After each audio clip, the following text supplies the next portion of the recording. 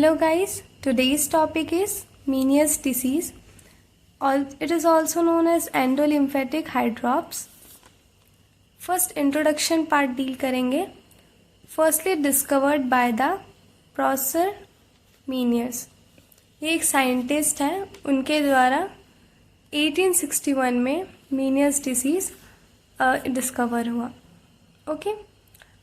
Meniere's disease is a balance disorder of inner ear जो cause करता है episodes of vertigo. Okay. Mostly in 1 year में होता है. बाइलेटरल होने के चांसेस सिर्फ 20% है and can be happen in any as. कोई भी एज में पर्सन को हो सकता है. अब इसका डेफिनेशन हम डील करेंगे. According to Bruner and Siddharth, Meniere disease is an abnormal inner ear fluid balance caused by the malabsorption in the endolymphatic sac or a blockage in the endolymphatic duct. इसमें क्या होता है, एबनॉर्मली जो इनर ईयर में fluid है उसका imbalance हो जाता है. ओके. जो कॉज करता है माल एब्जॉर्प्शन, या तो फिर हाइपर सिक्रीशन होता है या फिर हाइपो एब्जॉर्प्शन होता है. उसके कारण से ये प्रेशराइज करता है हमारे इनर ईयर में और ब्लॉकेज बनाता है एंडोलिम्फेटिक डक्ट में. ओके. एक और डेफिनेशन देखेंगे हम.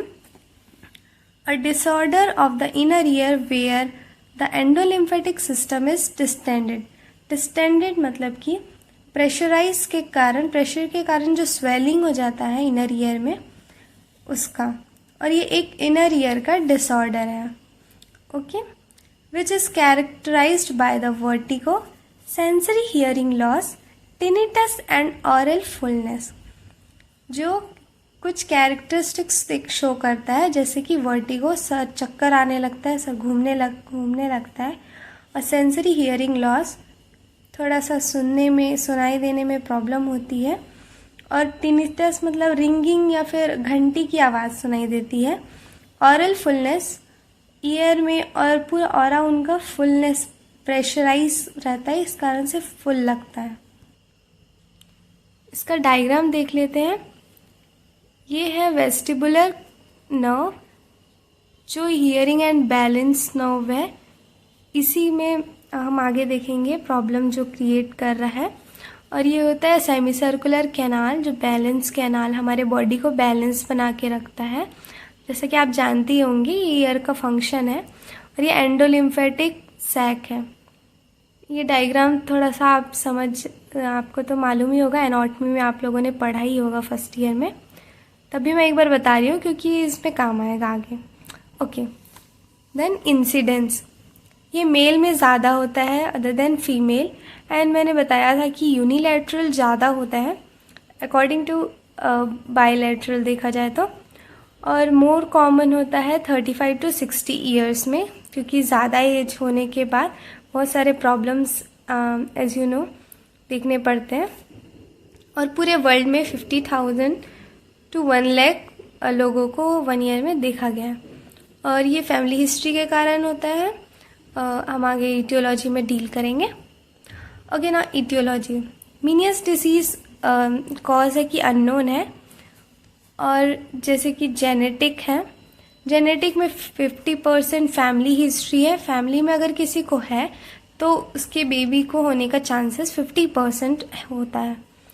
एलर्जीज़ के कारण भी हो सकता है. डेफिशिएट मेम्ब्रेन परमेबिलिटी के कारण भी होता है.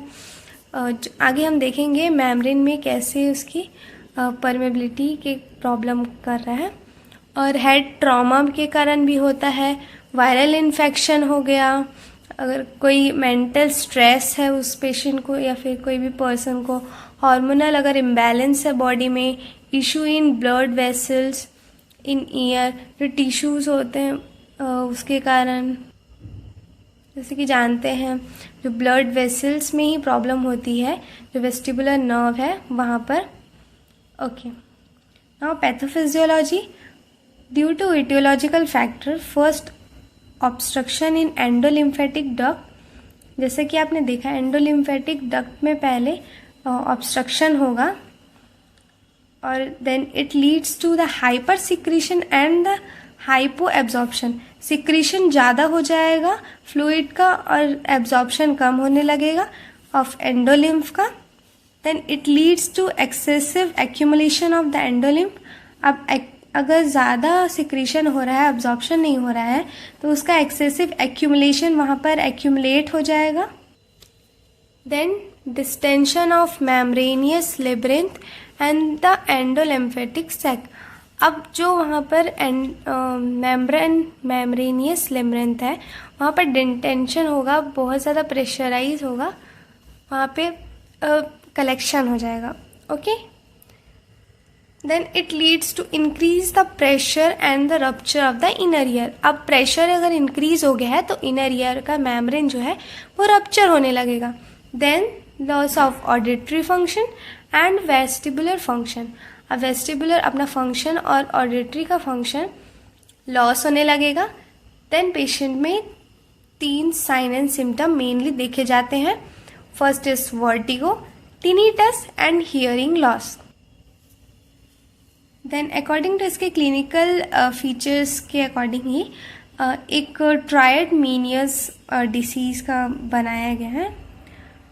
इसमें 3 सिम्टम्स आते हैं, 3 sign and symptom. First is hearing loss, vertigo and tinnitus. Vertigo जो है 2 से 4 घंटे तक देखा जाता है। इसके साथ साथ नॉजिया एंड वॉमिटिंग भी देखा जाता है, डिजीनेस, निस्टैग्मस, आई मूवमेंट के रैपिडली आई मूवमेंट्स होते हैं उसमें। और इसमें fluctuating and progressive sensory neural hearing loss हो जाता है। और जो सेंसेशन जो होता है सुनाई देने का वो भी लॉस होने लगता है, फ्लक्चुएट होने लगता है। डायफोरेसिस होता है, मतलब स्वेटिंग एक्सेसिव हो जाती है, ज़्यादा हो जाती है। पेशेंट डिसोरिएंटेट हो जाता है। आप इसमें और भी साइन एंड सिम्टम लिख सकते हैं, जैसे कि ओटैल्जिया, पेन होता है। ओटोरिया लिख सकते हैं, मतलब कि ड्रेनेज होता है। और पेशेंट इरिटेबल रहेगा, उसका मूड स्विंग रहेगा, हियरिंग लॉस रहेगा। और भी इसके साइन एंड सिम्टम लिख सकते हैं। फर्दर ये 2 टाइप्स के होते हैं। First is vestibular Meniere's disease and second one is cochlear Meniere's disease. अगर वेस्टिब्यूलर में होगा तो ये वेस्टिबुलर मीनियस डिसीज बोलेंगे, और कॉक्लिया में है तो कॉक्लियर। ओके, अब हम डायग्नोस्टिक इवोल्यूशन देखेंगे। आप फिजिकल एग्जामिनेशन और हिस्ट्री टेकिंग ये तो लिखना ही है। इसके साथ मैंने वो नहीं लिखा हुआ है, वो आपको लिखना है, बट मैंने ये आगे का बताया है कि ऑडियोग्राम होता है। ऑडियोग्राम टेस्ट में हम आइडेंटिफाई करेंगे उसके कौन सा टाइप्स है, कौन से टाइप का हियरिंग लॉस हुआ है, उसका मैग्नीट्यूड कितना है। और देन हम इलेक्ट्रोनिस्टैग्मोग्राम भी उसको डायग्नोसिस पर्पस से यूज़ करेंगे, हमको इवोल्यूएट करने के लिए उसके ऑक्यूलोमोटर और वेस्टिबुलर सिस्टम को डिफ्रेंशिएट करेंगे कि कॉज क्या है, उसका कारण क्या है, वो जानने के लिए। इसमें हम आई मूवमेंट्स भी देखेंगे और हियरिंग का कैपेसिटी भी देखेंगे। देन मैनेजमेंट में हम देखेंगे हम एंटी हिस्टामिन या फिर एंटी वर्टिगो होता है बेटा हिस्टीन, इसको हम 8 to 16 mg ओरल देंगे ताकि हम वर्टिगो पेशेंट का ठीक कर सकें और इन्फ्लामेशन भी ठीक हो सके। और एंटी एमेटिक्स है ज़ोफ्रास, जो ऑन्डेमस्ट्रॉन का अदर नेम है। नोज़िया वॉमिटिंग को ठीक करने के लिए देंगे और इन्फ्लामेशन को ठीक करने के लिए डेक्सामेथासोन भी देंगे 4 to 20 mg पर डे, जो कॉर्टिकोस्टेरॉइड के क्लासिफिकेशन में आता है। अब हम देखेंगे सर्जिकल प्रोसीजर्स परफॉर्म करेंगे। एंडोलिम्फेटिक सैक का शंटिंग करेंगे। इसका प्रोसेस क्या है, ये फर्स्ट लाइन अप्रोच रहता है और ये सिंपल और सेफ रहता है। ओके, और पोस्ट ऑरिकल इंसीजन करते हैं। इसमें पहले ऑरिकल में इंसीजन करेंगे, कट लगाएंगे for surgical purpose, and then shunt बनाएंगे। शंट मतलब एक रास्ता, एक पाथवे बनाएंगे और ड्रेन करेंगे। जो भी अंदर फ्लूइड है, सैक है, उसको ड्रेन आउट करेंगे सब एरेक्नॉइड मेट स्पेस से और फिर प्रिवेंट हो जाएगा। ओके। नेक्स्ट सर्जिकल मेथड है वेस्टिबुलर नर्व सेक्शन। इसमें क्या करेंगे, पहले असेस करेंगे वेस्टिबुलर नर्व को, देन थ्रू द इंसिशन करेंगे ईयर के बिहाइंड में एंड केयरफुली कट करेंगे वेस्टिबुलर नर्व को, then leaving the cochlear fibre और हियरिंग नर्व। कॉक्लियर फाइबर को छोड़ के बाकी को कट करेंगे। इसको कट नहीं करते हैं क्योंकि इसको कट करने से हियरिंग लॉस हो जाएगा। Okay. Next is nursing management. Nursing management देखेंगे assess severity and the frequency. उसकी सीवियरिटी कितनी है, फ्रिक्वेंसी वो पेशेंट को कितना सुनाई दे रहा है और उसका कंडीशन कितना सीवियर है, उसको टेल्जिया हो रहा है, पेन बहुत ज़्यादा हो रहा है, ड्रेनेज बहुत ज़्यादा है, वो सीवियरिटी देखेंगे। उसके अकॉर्डिंग हम उसका साइन एंड सिम्टम्स उसका प्रिपेयर करके फिर उसको हम मैनेजमेंट प्रोवाइड करेंगे। Okay. Next help the patient और अटैक, क्योंकि पेशेंट का वो बहुत इरिटेट होगा क्योंकि उसका हियरिंग लॉस होने लगा है, प्लस बहुत ज़्यादा डिस्कम्फर्ट फील करेगा, तो वो पेशेंट अटैक भी कर सकता है। तो उसके ऑरा को, जो उसका सराउंडिंग है, उसको मेंटेन करेंगे, पेशेंट को हेल्प करेंगे। Encourage patient lie down during the attack in the safe place. अगर पेशेंट को हमको इंकरेज करना है, अगर वो गिर जा रहा है बेड से या फिर अटैक कर रहा है, तो फिर अगर उसके साइड में अगर हमको ऐसी कोई भी चीज़ें नहीं रखनी है, जैसे नाइफ हो गया, जो भी पेशेंट अपने आप को हार्म करे या फिर उसको लग जाए उससे। Okay. Put side rails and pillow restricted the movement.